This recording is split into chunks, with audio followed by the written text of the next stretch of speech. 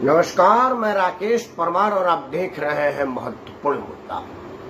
मित्रों, महत्वपूर्ण मुद्दे में सबसे महत्वपूर्ण विषय तो ये है कि हम सबको अब एक मुहिम चलानी चाहिए, जन जागरण और जन जागृति करना चाहिए कि हम सब अर्थव्यवस्था को नष्ट करने वाले, मुफ्तखोरी के नाम पर जालसाजी करने वाले और मुफ्त के मायाजाल में फंसाने वाले राजनीति को सिरे से नकार दें। उन राजनीतिक दल को उसी तरह से नकारे जिस तरह से हमने माफियाओं को नकारा है, गुंडों को नकारा है और हर बैड कैरेक्टर वालों को सदन में पहुंचाने से इनकार किया है।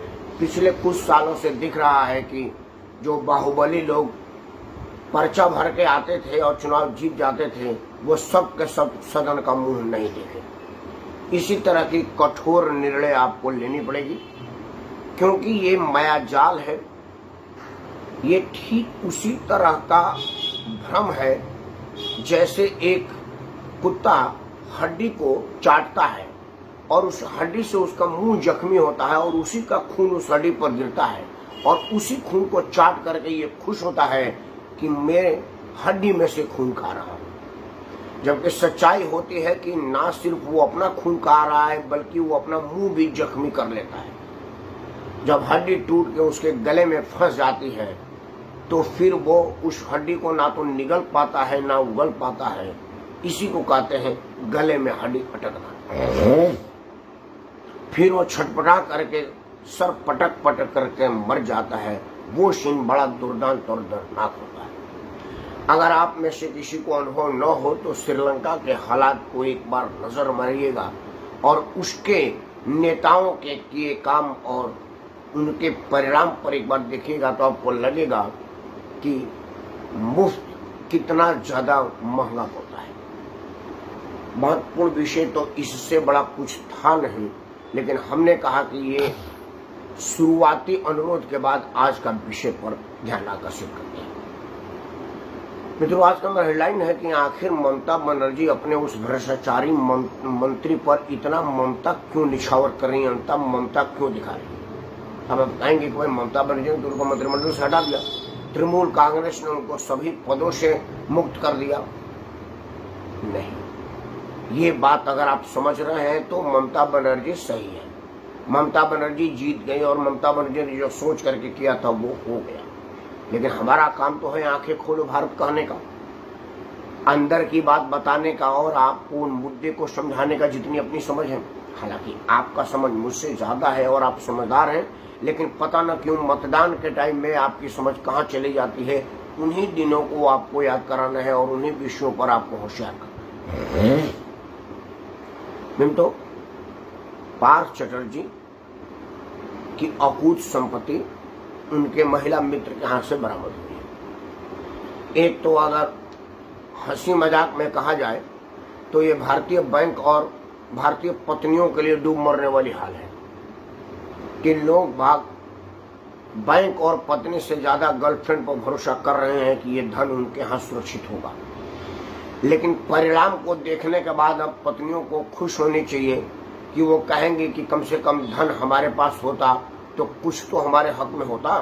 गर्लफ्रेंड के बात होने से क्या हुआ, पत्नी भी गई और पैसा भी गया और गर्लफ्रेंड तो पैसा मिलते ही कह दी कि ये पैसा मेरा नहीं है, मेरे फ्रेंड का है। खैर, मुद्दा ये नहीं था। सीरियस मुद्दा ये है कि ममता बनर्जी ममता क्यों दिखा रही है। मित्रों, आपको याद होगा ममता बनर्जी का पिछला कार्यकाल, जब उन्होंने कोलकाता के सड़कों पर सार्वजनिक घोषणा करते हुए जनसभा में संबोधित करते हुए उन्होंने कहा था कि मैं तृणमूल कांग्रेस के उन तमाम नेताओं कार्यकर्ताओं से अनुरोध नहीं आदेश करती हूं कि आपने जो कट मनी लिया है उसका ज्यादातर हिसाब जमा कर दें, कट मनी ईमानदारी से और हिसाब से लें। मतलब जिसका नेता सार्वजनिक सभा में कट मनी की चर्चा करता हो, करती हो, उसका इतिहास इस तरह का हो, उसका परिणाम तो यही होगा जो बंगाल में दिख रहा है। बंगाल के एक मंत्री के पास से अभी 1% रकम बरामद हुई है। अभी और सारी भवनों को, फ्लैटों को चिन्हित किया गया है जिसमें खोज जारी है। हालांकि मुझे नहीं लग रहा है राजनीतिक संबंधों को ध्यान में रखते हुए कि वो पूरा खेल होगा, और होगा भी तो आपके सामने आएगा, क्योंकि राजनीति जो होती है वो दिखती नहीं, जो दिखती है वो होती नहीं। तो ये इसमें राजनीति इंटरफेयर करेगी। जितनी जोर थी उतनी बदनामी हो गई और जितने मतलब था उतनी रिकवरी हो गई, बाकी नहीं हो। हालांकि ममता बनर्जी के 5-7 मंत्री और विधायक रडार पे हैं, 2 विधायकों को बुला लिया गया। लेकिन मजे की बात है कि ममता बनर्जी इस पर कोई एक्शन बहुत देर तक ना ली, जब तक कोर्ट ने उनको कन्विक्शन करने के कगार पर ले आकर के नहीं खड़ा कर दिया। और सारी मीडिया में अर्पिता ने इस बयान को नहीं जारी कर दिया कि ये पैसा मेरा नहीं है, ये तो स्टोर रूम की तरह से इस्तेमाल करते थे पार्थ चटर्जी हमारे घर को रुपया डंप करने के लिए। ये उनका रुपया है और उनके माध्यम से अलग अलग बैंकों में अलग अलग प्रॉपर्टी इन्वेस्ट में और कंपनियों में लग जाता है। हालांकि कंपनी मिली है जिसमें पार्थ चटर्जी और अर्पिता मुखर्जी का साझा ज्वाइंट वेंचर है, और उन लोगों ने साझे में बहुत सारे कंपनी, फार्म हाउस और संपत्तियां कर ली। वो एक अलग होता है कि ममता बनर्जी ने क्यों नहीं इस पर जल्दी एक्शन लिया। मित्रों, ममता बनर्जी को ये भरोसा था कि अगर मैं जल्दी एक्शन ले लूंगी तो पार्थ चटर्जी इस बात की खुलासा कर देंगे कि असल में ये पैसा मेरा नहीं, ममता बनर्जी का है, तृणमूल कांग्रेस का है। बेईमानी की, कटमनी की हिस्सेदारी ममता बनर्जी तक भी जाती है। ममता बनर्जी ने जो खेल खेला है पश्चिम बंगाल में हवाई चप्पल और सूती की साड़ी पहन करके लूटने का, वो लोगों को दिख नहीं रहा था। बंगाल के लोग मछली वाले होते हैं, बड़े दिमागदार होते हैं, और कहा जाता है कि बंगाल का दिमाग बड़ा तेज दिमाग है। लेकिन पता न क्यों बंगाली इस बात को नहीं समझ पाए कि रबड़ की चप्पल और साड़ी की जितनी कीमत होगी उससे 10 गुना कीमत की मोबाइल ममता बनर्जी इस्तेमाल करते हैं। अगर आपको सादगी पसंद है तो 1500, 1600, 2000 रुपया की मोबाइल इस्तेमाल कर सकती थी, क्योंकि सारे फीचर्स तो इस मोबाइल में भी है। जो 5-7 हजार रुपया की मोबाइल में फेसबुक, व्हाट्सएप, यूट्यूब और मैसेजेस तो इस पर भी आ जाते हैं। फिर आपको 1.5 लाख, 2 लाख की मोबाइल की क्या जरूरत थी? उसमें ऐसी कौन सी नई चीज होती है? कोई विशेष तो होता नहीं, सिर्फ स्टेटस सिंबल होता है कि मैं बड़ा और एलिट वर्ग से आता हूँ, मेरे पास इतनी महंगी मोबाइल है। लेकिन ममता बनर्जी का आभा में बंगालियों को ये नहीं लगा। उन लोगों ने कहा कि नहीं, बड़ी शालीन है और बहुत ईमानदार है, हवाई चप्पल और साड़ी पहनती है, बिल्कुल अरविंद केजरीवाल की तरह से ड्रामा कंपनी के मुख्य कर्ता धरता थी वो।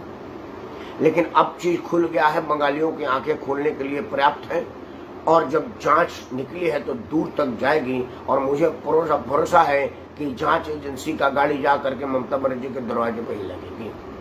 हालांकि इसके पहले भी ममता बनर्जी के भतीजे के यहाँ से और उसके पुत्र वधू के यहाँ से अकूत संपत्ति और बेमानी संपत्ति और कई और प्रॉपर्टीज का बरामदी हुआ था। लेकिन चूंकि उसका चुनाव था और ममता बनर्जी ने उसको चुनावी षड्यंत्र कहा करके हल्ला कर दिया, और ये कहा करके प्रचारित कर दिया कि चुनाव में हमको दबाने के लिए इस तरह का षड्यंत्र किया जा रहा है। और बंगालियों को लगा कि यार बात ठीक है, इस वजह से ममता बनर्जी अब की बार सर्वाइव कर गई। अगले बार मुझे लग रहा है कि बंगाली समुदाय इस चीज को ध्यान में रखेगा।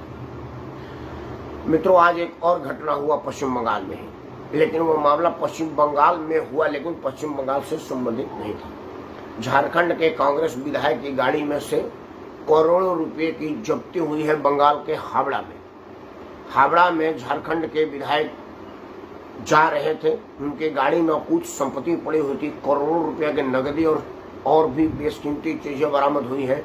अब तक ये नहीं समझ में आया था कि वो रुपया विधायक जी किसको देने के लिए लेके जा रहे थे या कहीं से लेके आ रहे थे, वो रुपया आ रहा था या जा रहा था। अब ये जांच एजेंसियां जांच कर रही है, लेकिन शाम तक होते हो तो उस रुपये की बरामदगी की सूचना सारे समाचार चैनलों पर चल गई है। मित्रों, हम सामाजिक लोग हैं, मुद्दे पर बहस और मुद्दे पर विचार, पुनर्विचार और सोच विचार करने का काम करते हैं। मेरा एक प्रश्न है आप सबसे कि क्या कभी वो दिन आएगा जब आप ये सोचेंगे कि आखिर हमारे नेताओं के पास इतनी अकूत संपत्ति आती कहां से है। ये जिस दिन हम अपने आप से पूछ लेंगे उस दिन मुझे लग रहा है कि हमको और कुछ पूछने की जरूरत नहीं पड़ेगी और नेता समझ जाएंगे, होशियार हो जाएंगे और कुछ ईमानदारी करने लगेंगे। हमने देखा है कि अगर मैं दलित वर्ग से हूं तो मुझे मायावती का लूट नहीं दिखाई देगा। मैं सिर्फ इसमें खुश हूं कि चलो एक दलित की बेटी मुख्यमंत्री के सीट पर बैठी है जिस पर हम कल्पना नहीं कर सकते थे। अगर मैं यादव हूं तो मुझे लालू मुलायम का लूट नहीं दिखाई देगा। मैं सोच ही नहीं सकता कि चपरासी वार्ड के जमीन पर 5-7 लोग सो करके जीवन यापन करते थे, आज उनके परिवार में हवाई जहाज में जन्मदिन मनाया जा रहा है और खाना पचाने के लिए पुरानी जीप को आगे पीछे ढकेलने का कसरत किया जा रहा है। और जो उनको वोट देता है वो भूखे मर रहे हैं, वो रात भर पेट के कुलकुलाहट से करोड़े बदल रहे हैं। मुलायम सिंह जो प्राइमरी स्कूल के एक साधारण अध्यापक थे, आज उनके पास अरबों खरबों की संपत्ति है। चूंकि मैं यादव हूं तो ये चीज नहीं देख पाऊंगा। मैं कहूंगा नहीं, जैसा भी हो मेरा नेता ठीक। यही हाल हर जगह पूरे देश में। ममता बनर्जी का मैं फॉलोअर हूं तो ममता बनर्जी का संपत्ति पर मुझे कोई बुराई नहीं दिखेगी। तभी आज ये होता है कि जब जांच एजेंसियां कुछ संपत्ति पकड़ती हैं तो टीवी के डिबेट में उनके पार्टी के लोग आते हैं और कहते हैं कि ये पॉलिटिकल वेंडेटा की वजह से हो रहा है, बदले की कार्रवाई है। लेकिन वो ये नहीं कहता कि कार्रवाई बदले के है, मान लिया, लेकिन जो रकम पकड़ी गई है वो सच है कि नहीं। वो रकम ही तुम्हारे यहाँ क्यों पकड़ी गई, चाहे बदले के कार्रवाई से क्यों न पकड़ी गई। ये प्रश्न कोई नहीं पूछता। इसीलिए नेता आपको बेवकूफ समझता है और कहता है कि ये बात कहूंगा तो लोगों में सिंपैथी आएगी कि हाँ यार ये तो बात ठीक है। और अंत में एक बात और कि एक बात गहरी जांच पड़ताल और समझने की है कि जो नेता अपने गर्लफ्रेंड से मिलने के लिए 5वीं मंजिल पर खटखटाता हुआ चला जाता है, सीबीआई पुलिस और ईडी को देखते स्ट्रेचर पर क्यों आ जाता है। जिस नेता को तबीयत में कहीं कोई परेशानी नहीं है, पुलिस की गिरफ्तारी में सीधे अस्पताल में क्यों चला जाता है। जो हीरोइन टिकटॉक पर वीडियो बना करके उछल कूद कर रही थी, आज वो चिखाड़े फाड़ करके रो क्यों रही है और बिलबिलाते हुए आंसू क्यों दिखा रही है। क्या इससे कुछ रिलीफ मिलता है या सिंपैथी मिलता है। इस विषय पर विचार जरूर करिएगा। आज बहुत ज्यादा नहीं बोलूंगा, कम बोलो ज्यादा समझो कि इस तरह की घोटालेबाजों की शक्ति आप हैं। आप वही के बलबूते ये लोग घोटाला पर घोटाला करते हैं और निश्चिंत रहते हैं कि मेरा कुछ नहीं होगा। इस चीज को समझिए, क्योंकि ये पैसा है आपका है। जो आपके पास होना चाहिए था वो उनके बाप के पास है और बदले में आपको फ्री का राशन, फ्री की रोटी, फ्री का कोई कुछ चीजें दे करके स्थिति ऐसी कर दी जाती है। ये सब बुरा है, लेकिन मैं बोलूंगा जरूर, चाहे आपको बुरा लगे, क्योंकि मैं बुरा लगने के लिए बोल रहा हूँ। हमारी हालत यह है कि जैसे कुत्ते के सामने टुकड़ा फेंक दिया जाता है और फिर वो टुकड़े में व्यस्त हो जाता है और हम तिजोरी साफ कर देते हैं। इस देश की स्थिति यही है।